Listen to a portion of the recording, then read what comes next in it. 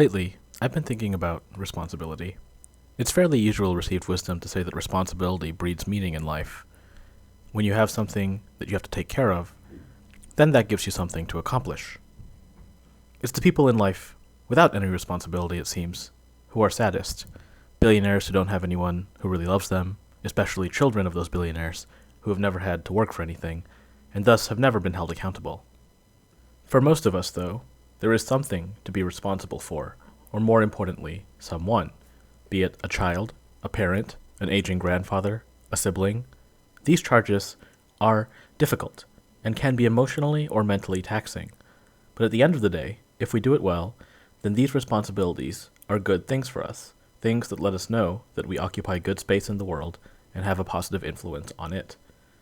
But here's the question I want you to think about today. When you're in the midst of responsibility, how can you sit back and enjoy life? Sometimes it might feel like work or familial duties take up all of your time, leaving you no time whatsoever for yourself to do whatever it is you like.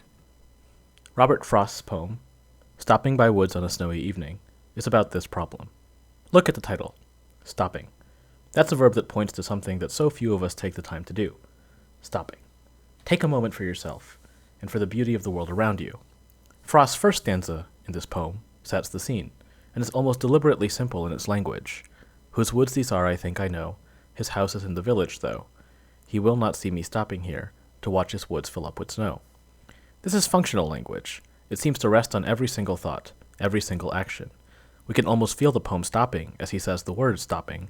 We can feel the slowness of this scene, perhaps best encapsulated by the image of the woods filling up with snow, certainly no rapid process. Yet the speaker is adamant. There's a bit of an air of deception. Innocent deception, but deception nonetheless. In he will not see me stopping here, a sense that he's taking something for free, but that it's okay that he's doing so. We too should approach nature in this way. Nature, properly, belongs to everyone. Beauty, properly, belongs to everyone. Nature and beauty are nobody's rightful property, and nobody has the right to block us from its access.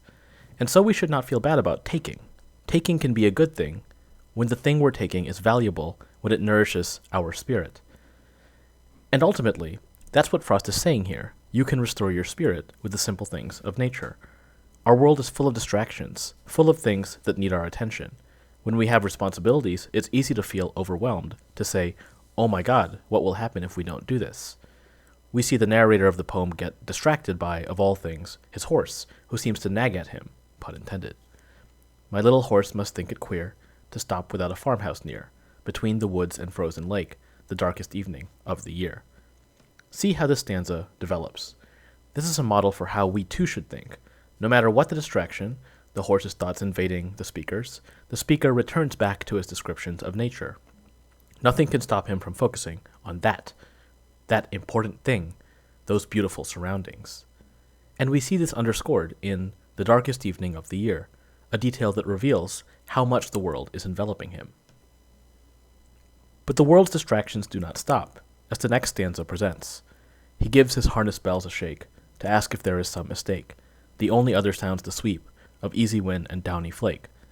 The horse here represents the entire world, which works so hard to bring us down, not intentionally, but because there are a million things on your mind. Rest. Don't let them get you. You need to be able to say no, because if you don't say no, you'll burn out and won't be good to anyone. And look again what the narrator does. He insists on the primacy of his vision of beauty. He focuses on his sensory experience, the sounds, the sights. That's what you need to do. Focus on the beautiful, not on the overwhelming.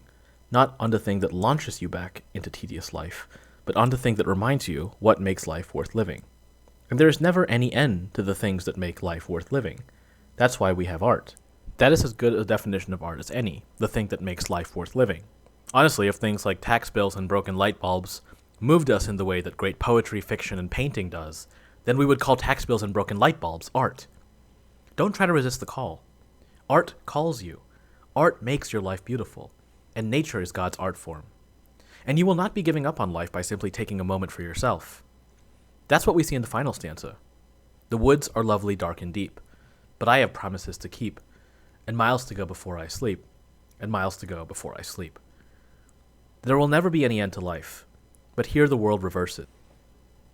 Whereas in the first three stanzas, something distracts the speaker in the first line, but then nature reestablishes itself as the center of the world in the subsequent 3 lines. Here, nature takes the first line. The woods are lovely, dark, and deep.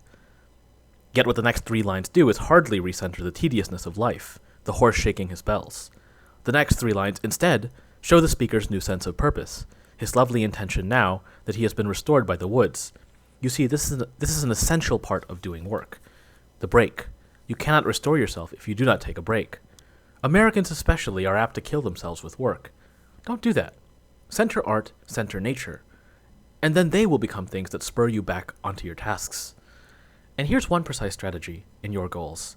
Put your phone away. We are creatures who, over the last 15 years at least, have seemingly evolved to be entirely attached to our screens.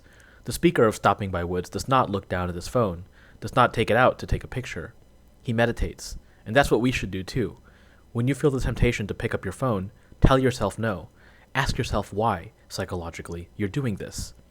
I think for most of us, there's this sense that if you look at your phone at any given time, the message that's going to change your life might just happen to be there. And we all know that's not true. Maybe one text every few years has an appreciable, life-changing effect on us. All that to say, it can wait.